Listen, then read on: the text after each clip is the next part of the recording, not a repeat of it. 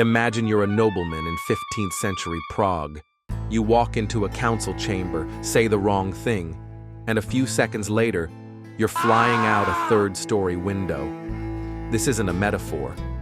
In Prague, this was how you settled disputes, and they even had a name for it, defenestration, from the Latin de, meaning out of, and fenestra, meaning window. Throwing people out of windows wasn't some weird accident of medieval architecture. It was a political message, a statement, a declaration that whatever authority you thought you had, gravity disagreed. And it wasn't just one incident. It happened again and again, across centuries. Each time, a new crisis, a new outrage, a new target. And each time, someone went flying. This is the story of the Defenestrations of Prague, one of the strangest, most dramatic recurring events in European history, and how a city with a view kept using its windows as weapons. We begin in the early 1400s. Europe is a religious pressure cooker. The Catholic Church is wealthy, corrupt, and extremely flammable. And in the Kingdom of Bohemia, modern-day Czech Republic, a spark is about to hit the powder. That spark is a priest named Jan Hus. Hus is a reformer, a troublemaker.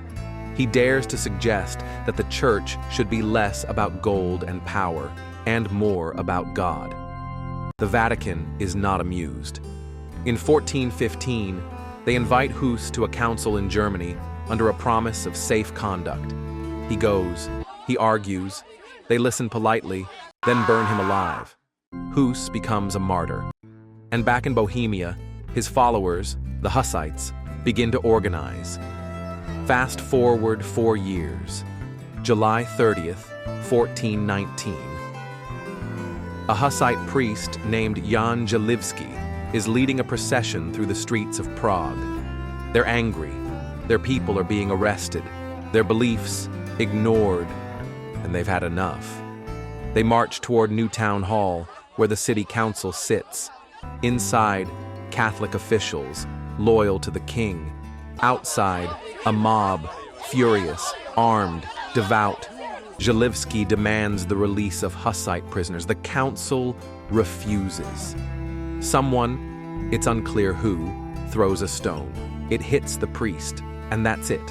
The crowd storms the building, climbs the stairs, and begins throwing council members out of the window. 14 men go flying. Some die on impact. Others are stabbed by the crowd waiting below. It's brutal, it's public, it's effective, and it's only the beginning. The first defenestration of Prague ignites a full-scale religious war, the Hussite Wars, which will drag on for 17 bloody years. Tens of thousands will die. Cities will burn. Bohemia will never be the same. And all because someone opened a window. Let's jump ahead 200 years. New century, new rulers, same windows. By 1618, Bohemia is part of the Holy Roman Empire. And once again, religion is ripping it apart. The empire is ruled by a Catholic emperor. But the nobles in Bohemia, mostly Protestant. They've tolerated each other for a while. There are agreements in place, religious freedoms, local governance. But the empire is getting nervous. The emperor starts building Catholic chapels on Protestant land. He cancels Protestant worship rites, and when they complain, he shrugs. The Bohemian nobles send a formal protest to the emperor's envoys in Prague Castle. The envoys respond by ignoring it. And so, once again, Prague escalates. May 23rd, 1618. A group of Protestant nobles walk into the old royal palace. They confront two imperial governors, Yaroslav Martinic and William Slavata, and their secretary, Fabricius. The room is tense. The nobles are angry. The governors are smug. And the windows are, conveniently, open. The nobles accuse the governors of violating the religious peace. Martinic tries to deny it. Slavata insults them. And that's the last straw. The nobles grab the two men and, in a move that's now basically Prague tradition, hurl them out the window. This time, it's a long drop.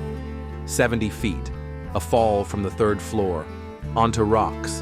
Incredibly, all three men survive. How? That depends on which side of history you're on. Catholics say they were saved by angels.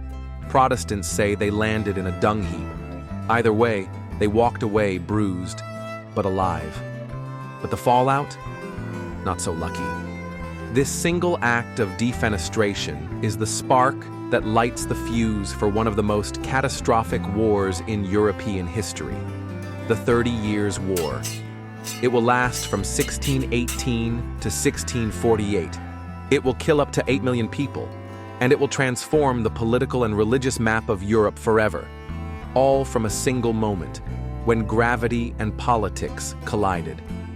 Now you might think, surely by the 20th century, Prague had outgrown its window obsession. You'd be wrong. March 10th, 1948. Just after World War II, Czechoslovakia is trying to rebuild, but the Cold War is tightening its grip, and the communists are moving in.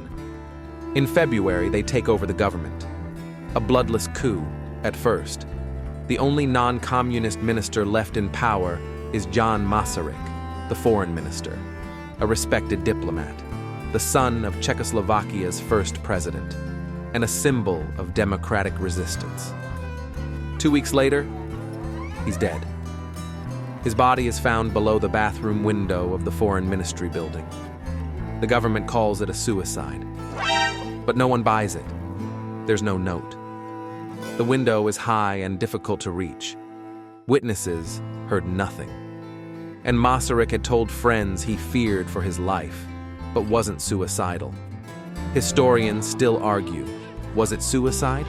Or was it one final defenestration, this time carried out in the shadows, under a new regime? Whatever the truth, the symbolism was clear. In Prague, even in the modern age, power could still be enforced through a window. So, what do we do with this story?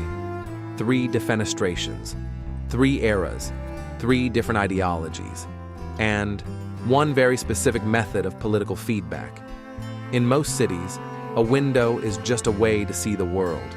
But in Prague, it became something more. A trigger, a warning, a weapon. You could be a mayor, a noble, a judge, or a foreign minister. It didn't matter. Say the wrong thing at the wrong time, and gravity would answer. But maybe that's why the defenestrations of Prague still fascinate us. Because they're not just about violence or drama or absurd historical trivia. They're about a place where power was always unstable, where governments cracked and the people pushed back, literally, and where windows weren't just made of glass, they were made of consequences. So the next time you walk through Prague, look up, count the windows, and remember, some cities build monuments. Prague builds exit strategies.